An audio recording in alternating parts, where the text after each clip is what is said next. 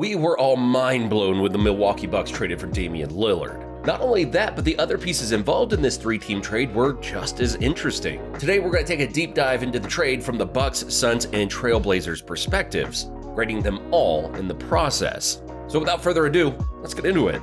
And it's only right we start with Dame being a Milwaukee Buck and what that means for the team moving forward. Last season, Damian Lillard averaged 32 points, 4 rebounds, and 7 assists, while shooting 46% from the field, 91% from the free throw line, and 37% from three. Yeah, he makes a strong case of being the best point guard in the NBA. I think that title firmly goes to Steph Curry, but Luka Doncic and Lillard are right behind him, looking to dethrone him as soon as possible.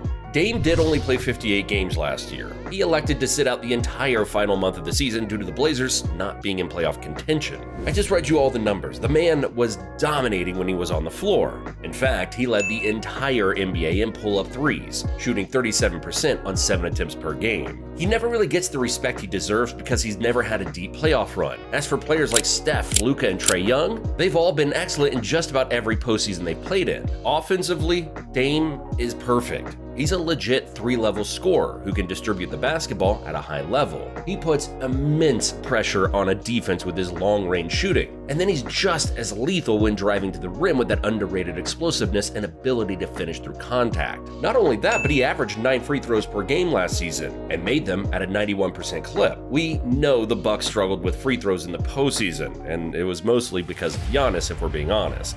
That won't happen again with the ball in Dame's hands. His entire career is based around his all-time great clutch game. This is exactly what the Milwaukee Bucks needed. The Bucks ranked 17th in points scored in the clutch per game and 16th in free throw percentage in the clutch. To put it mildly, they struggled heavily when closing games down the stretch. While Giannis and Chris Middleton are great scorers, I doubt anyone fears their ability to take over games in the closing seconds. The defense would love for Giannis to drive into the paint down the stretch just so they can foul him and send him to the line, where he shot a poor 64%. Middleton is a solid bucket getter. There's no doubt about that. But if he's your primary closer in clutch situations, you won't win many meaningful games against elite teams. Dame, on the other hand, is one of, if not the most feared player in close game situations.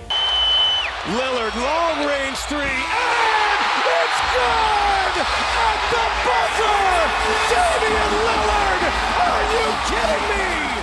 Defensively, Lillard is below average. However, he will be on the floor with Giannis and Brook Lopez, who will be in the paint, ready to erase any mistakes he makes on the perimeter. But now let's talk about the Giannis-Dame duo directly. On paper, it's arguably the best duo in the NBA. And it will most likely be that way when the season starts. The Bucks now have 2 top 10 players on their roster. The only other team with that luxury is the Phoenix Suns with Kevin Durant and Devin Booker. Unlike KD or Booker though, the Bucks duo has arguably the best player in the NBA in Giannis. We know that title probably goes to Nikola Jokic as of now, but when you look at Giannis's numbers on both ends of the court, he's definitely in that conversation. What's great about this duo is their unselfishness and ability to defer. Dame has played with CJ McCollum for many years in the past, and while he's not Giannis, it still shows he can coexist with another scorer. CJ McCollum was shooting around 18 shots per game from the field during the Dame-CJ era. That's exactly the amount of shots Giannis shoots right now.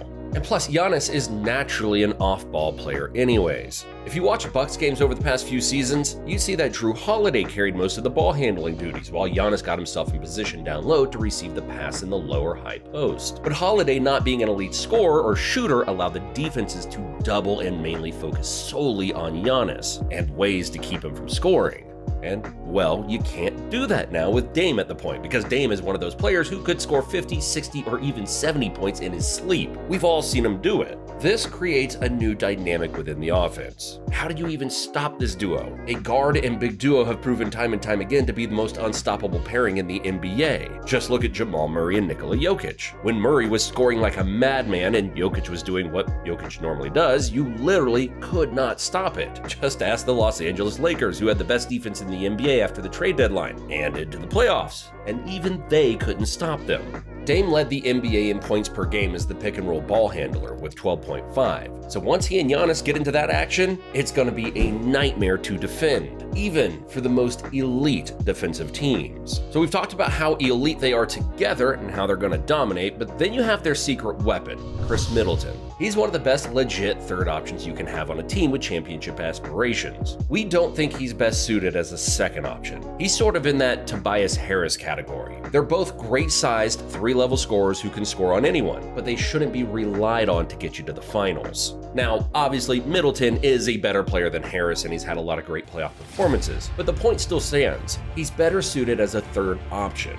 It was a weird situation when Drew Holiday was there because overall, Drew and Middleton are on the same level. Neither has really been considered the second best player on a contending team.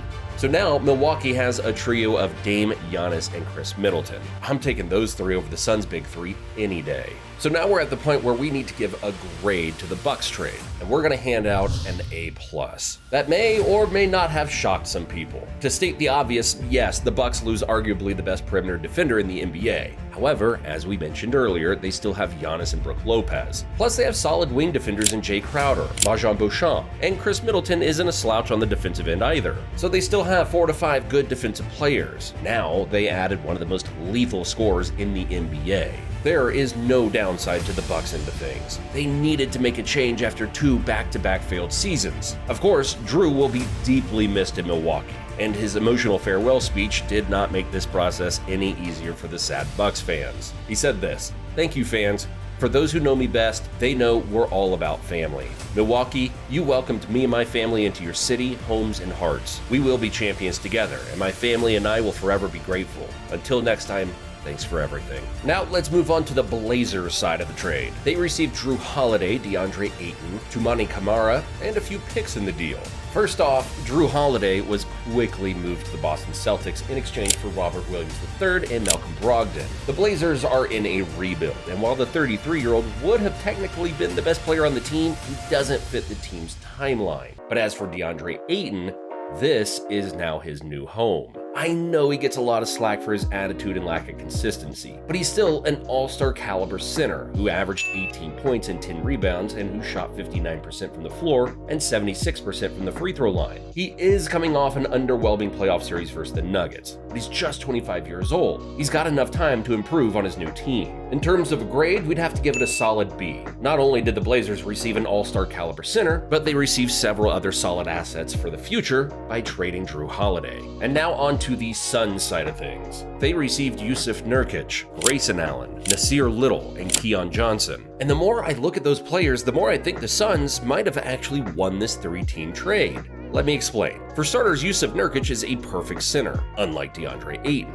Last season, he averaged 13 points, 9 rebounds, and 3 assists per game. But something to notice is he's coming off the best shooting year of his career, shooting 36% from 3 on 2 attempts per game. So while he isn't an all-star, he fits well with KD, Booker, and Bradley Beal. He's a high IQ passer who always makes the right reads. Defensively, he isn't the best, but his bad defensive rating is a bit deceiving. You see, Chauncey Billups, the Blazers head coach, was a solid, valuable defensive point guard. And when Billups came in, he forced Nurkic to defend more on the perimeter, which is far from his strong suit. So his decline on the defensive end may have more to do with the team's defensive scheme and poor defense in general. Things could be different in Phoenix. Again, I'm not saying he's a fantastic defender, but we think he's an upgrade from Ayton on this side of the court. As for Nasir Little, he's also coming off his best shooting season, shooting 36% on 3 attempts. His value comes more on the defensive end though. At 6'5", 220 pounds, he can guard multiple positions and can be used to throw at some of the better scorers in the NBA. The Suns need as much defense as possible. This is a nice step in the right direction. And then there's Grayson Allen, who may be the most disliked player in the league, but the kid can shoot the rock. He shot 40% for 4 seasons in a row on a good amount of attempts per game. With Phoenix's big three, they will demand a lot of attention from defenses. That's where a sniper like Allen can pick you apart. So for those reasons, we're going to give this trade an A. The fit for all 3 players could be the deciding factor in whether or not the Suns make the finals. All in all, this 3-team trade was insane. And now that you know what we think of the deal, it's your turn to let us know your thoughts in the comments section below. Thanks for watching, and I'll see you in the next one.